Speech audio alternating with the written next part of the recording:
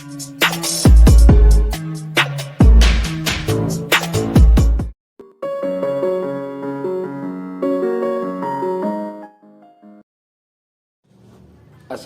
warahmatullahi wabarakatuh. Selamat pagi, selamat siang, dan selamat malam bagi kalian yang menonton video ini. Perkenalkan, kami dari kelompok 3 yang beranggotakan 4 orang. Yang pertama adalah saya sendiri, yaitu Faisal Ridho. Lalu ada teman saya, Naomi Permaisi Burian, ada Niko Francisco Aritonang, dan ada Muhammad Dafa. Di sini kami akan membahas tentang GUI dan akan membahas 7 hal yang ada di dalam GUI. Yang pertama yaitu ada groupware, ada Computer Mediated Communication, ada Structured Message System, ada Meeting and Decision Support System, ada Argumentation Tool, Meeting Room, dan Framework of Groupware. Sebelum kita membahas tentang poin-poin tadi, mari kita membahas apa itu GUI. GUI atau Graphics User Interface adalah suatu sistem yang membuat para pengguna atau user mampu berinteraksi dengan suatu perangkat komputer yang digunakan oleh user tersebut. GUI sendiri dapat dikendalikan menggunakan beberapa macam alat input seperti keyboard, mouse, touchscreen, dan lain sebagainya. Sistem operasi GUI secara umum akan ada di jendela, di menu, di tombol, icon, dan lainnya, yang didesain supaya penggunanya lebih mudah dalam berinteraksi dengan sistem operasi atau aplikasi. Secara sederhana, fungsi GUI adalah mempermudah user menggunakan sebuah software dalam komputer. Karena GUI mempermudah user, dengan satu klik bisa menampilkan sebuah aplikasi yang diinginkan, bukan lagi dengan cara mengetiknya. Lalu kita masuk ke bagian yang pertama, yaitu groupware. Groupware atau collaborative software adalah perangkat lunak komputer yang dirancang untuk membantu orang yang terlibat dalam suatu tugas bersama agar mencapai tujuannya.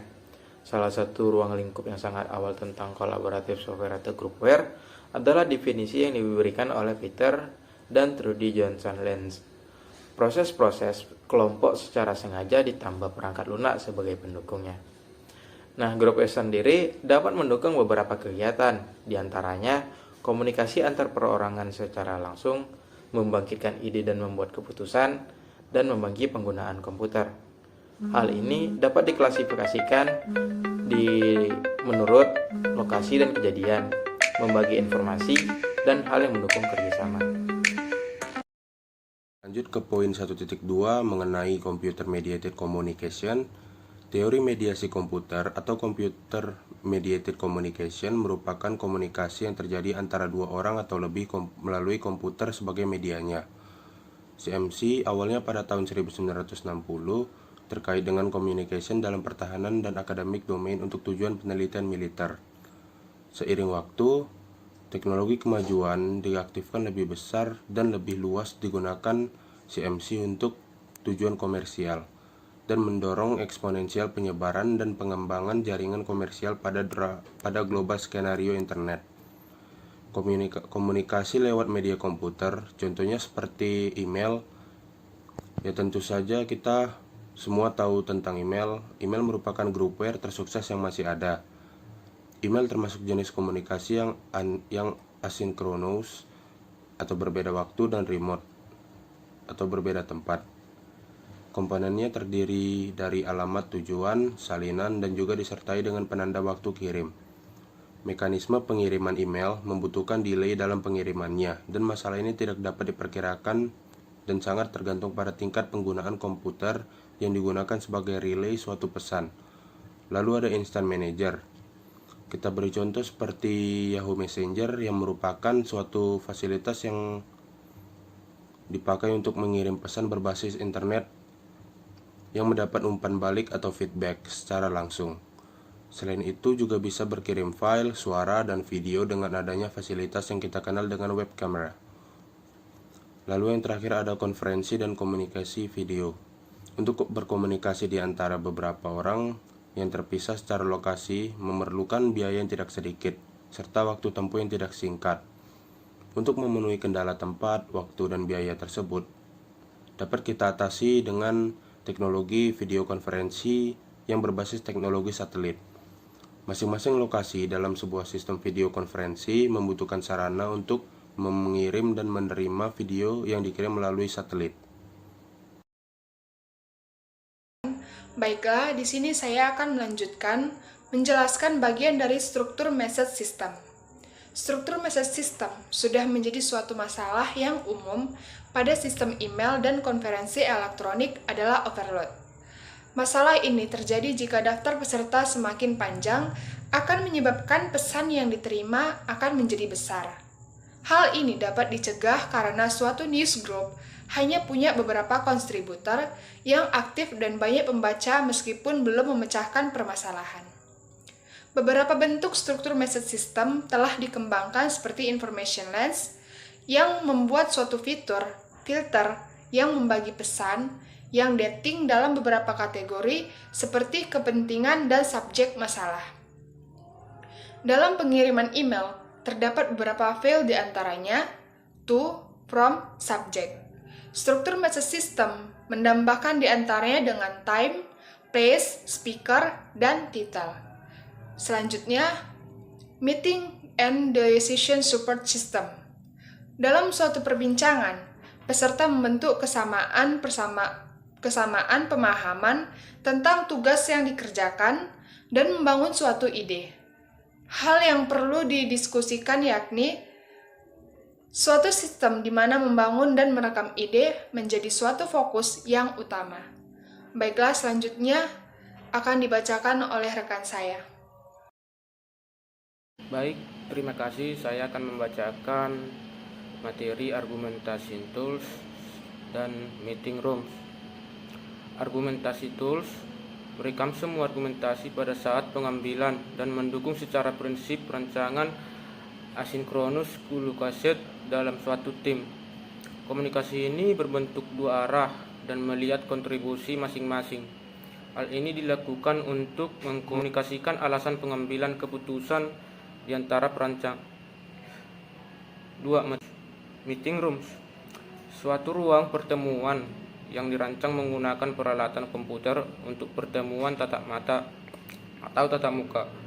Rancangan ruangan ini dapat berbentuk U atau C yang diatur mengelilingi layar monitor dan masing-masing peserta mempunyai masing-masing monitor.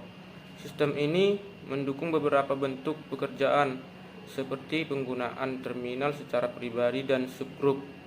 Pada kegiatan teleconferencing atau mail, sistem ini beroperasi dengan mode di mana semua layar peserta dan layar pada terminal pusat mempunyai tampilan yang sama. Hal ini dikenal dengan istilah WYSIWYG atau What You See is What I See. Terima kasih.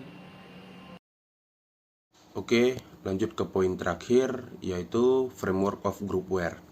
Terdapat beberapa kerangka kerja frameworks untuk dapat memenuhi aturan dari groupware. Salah satu di antaranya digunakan sebagai mekanisme yang dapat membantu dalam diskusi tentang groupware. Sebagai tambahan, terdapat aplikasi tambahan untuk membantu merancang struktur sistem yang baru, di antaranya seperti shared information, konferensi elektronik, dan shared workspace berbagi informasi dan komunikasi di mana dokumen dibagi bersama untuk tujuan pekerjaan. Lalu ada granularity sebagai ukuran potongan suatu objek dan kekerapan untuk memperbaharuinya. Pada ukuran potong objek, beberapa sistem beroperasi baik mengizinkan partisipan untuk mengedit kalimat yang sama, bahkan kata yang sama dalam kalimat. Pada sistem file yang berbagi memiliki penguncian, sehingga hanya satu user yang dapat mengedit file pada waktu yang sama. Granularity di sini adalah dokumen. Mayoritas pada sistem groupware, khususnya argumentasi dan co-authoring tool beroperasi di antaranya. Lalu, level of sharing merupakan sistem yang secara eksplisit digunakan pada groupware, tetapi sangat umum digunakan pada shared database.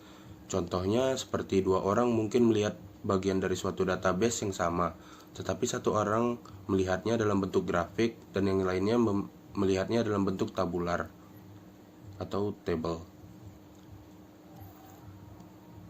Lalu types of object, jenis dari suatu objek atau data yang saling bekerja sama mempunyai efek dari suatu sistem yang bernama share. Hal yang menjadi penting dalam kasus unsynchronous ini atau bahaya seperti ketika dua peserta sedang memperbarui data secara simultan dan mengalami kebingungan untuk menentukan yang mana yang terlebih dahulu. Lalu terakhir ada integrating communication and work. Sistem ini didukung oleh komputer yang mempunyai beberapa bagian dari ARC seperti direct communication, common understanding, control, and feedback from shared artifact. Ya, mungkin begitu saja yang dapat kami sampaikan. Saya berterima kasih kepada teman-teman dan orang-orang yang bersangkutan dalam pembuatan makalah, PowerPoint, dan video ini. Saya mewakili teman-teman saya mengucapkan Assalamualaikum warahmatullahi wabarakatuh dan semoga jumpa di lain waktu.